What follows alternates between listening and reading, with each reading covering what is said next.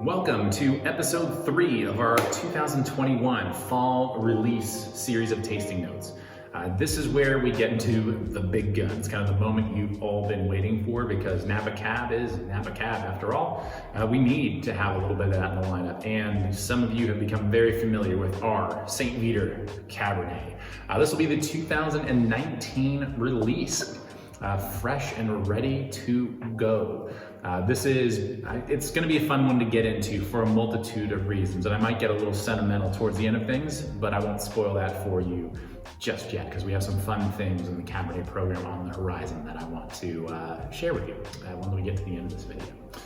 Now, as our Cabernet program has been evolving, this is our third Cabernet under MTGA officially, and it has been a real joy to kind of fine tune and dial in this program as the years have gone on.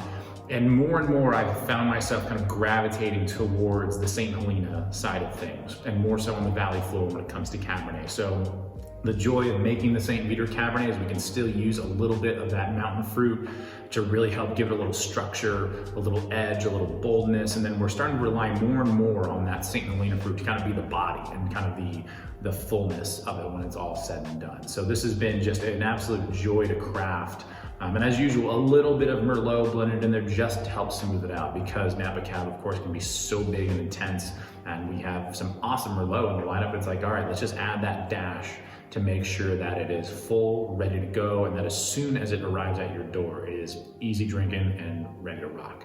That Merlot is like the linchpin. It actually makes a bigger, fuller wine when it's all said and done, because that cab can be so intense and so overpowering that's like, this is really tough to get into. That little bit of Merlot helps kind of even that out a little bit and actually kind of opens the doors and makes the wine a lot more approachable at a younger age, like 2019, for example. So without much further ado, let's get into this bad boy and see where she's at.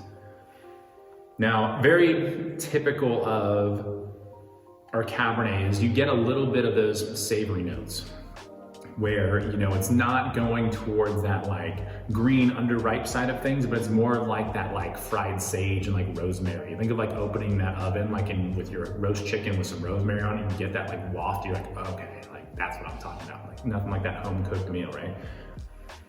But leaning a little bit more on that Saint Helena fruit for this particular vintage, you get a little bit more of those kind of darker fruit characteristics as well. Those have always been prevalent in the wine, but because there's a little bit more Saint Helena Cabernet in this, it's really helped kind of fill out that body a little bit more, and it's going to be a little bit more prevalent than the last couple of vintages of this, which is something that I love. It's helped kind of even this wine out a little bit more as the years have gone on.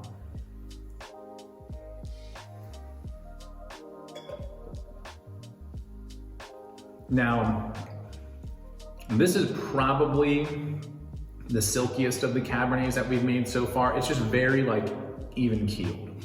I think in 2017, 2018, now that they've had a couple extra years of age behind them, they've smoothed out beautifully. They are now at this point, which is great. It just took that little bit of time, and they were still really big, really yummy.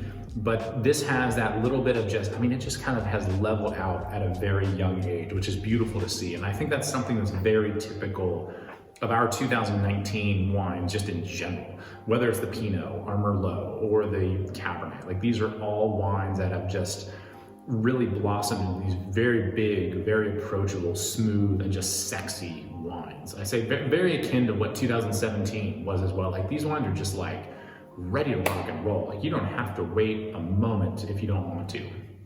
These wines were, they can definitely go the distance. You can hang on to these for a few years or a decade or more, whatever the case is. But if you're ready to get into some big red wine, there's no time like the present to get into these guys. It's just yummy. That's my favorite descriptor in the world, is yummy. We go on and on and on about all these, subtle oak and vanilla and toasted, caramel, and we get into these nice, beautiful, subtle, dark fruit characteristics. And I love geeking out, and I love getting into kind of the nitty-gritty details of wine, but when it's something like this, and it's just okay, that's just yummy. It's just yummy. You can pop this open on a Tuesday night when you just want to put your feet up and have a big glass of red wine, or you can take it out to your favorite steakhouse and throw it up against their tomahawk ribeye and just have at it. This is going to be a Cabernet that's going to pretty much take care of anything and pick up what you're putting down no matter what the situation calls for.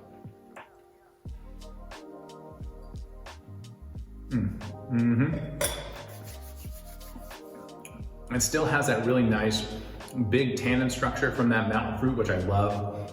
It kind of dries it out, but because of that little bit more fruit characteristic that kind of add that layer of softness to the wine with that little bit of Merlot blended, it just trails off like beautifully. Like that finish just goes and goes. Like it's been, what, 10, 15 seconds? Like the flavor's still there. Like it's not going anywhere. So this is a wine that definitely has that longevity to it. I'm excited. This is a very, I guess, this is an interesting moment because this is actually, it's gonna be the last vintage of Cabernet that we label as Saint Veeder.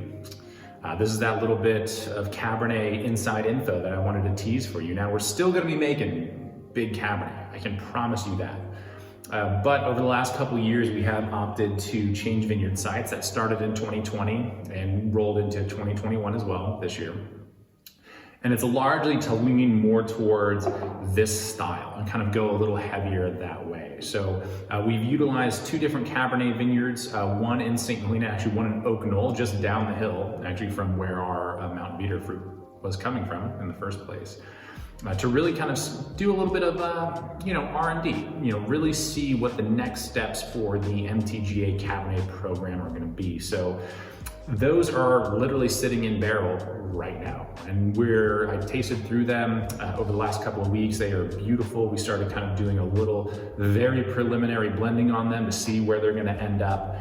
And it's gonna not completely change, I guess, the Cabernet program, but it is gonna make some really great improvements to what we do in the cellar, how we kind of delineate certain wines and decide, hey, this is gonna be something that is special, like the Saint Veeder, that's really small production, blended a certain way for this style, and then something that's gonna be even one step further than that. So there's a lot of really fun stuff coming down the pipeline for our Cabernet program. But if you have at all loved our Saint Veeder Cabernet, this will be the last vintage of it that we label as such. Now, there's always a chance that we bring it back. I do love Mountain Veeder for what it is.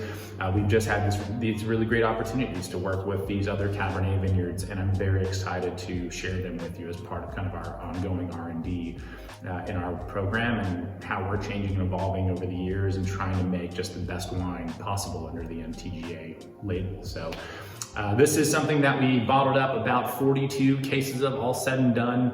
I know that the wine club run in October of 21 is going to take up about half of that. So we'll have, roughly 20 cases or so all said and done available. So do keep an eye out for it. It'll be online on our website. And also if we end up, hitting the road later this year, or if you're out in Napa, hopefully we can get you a little bit before it all goes by the wayside. So I'm so happy. I hate tooting my own horn. I really do.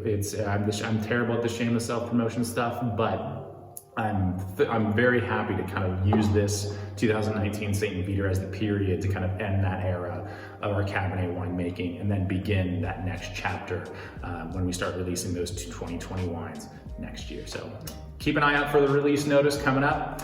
Thank you, as always, for tuning in. This has been our fall lineup of wines. I hope you enjoyed the videos. Please feel free to reach out anytime with any questions, comments, things of that nature. Hopefully, we will see you out and about on the road here in Napa with some of these new releases here soon. So take care, have a great one. We'll catch you later.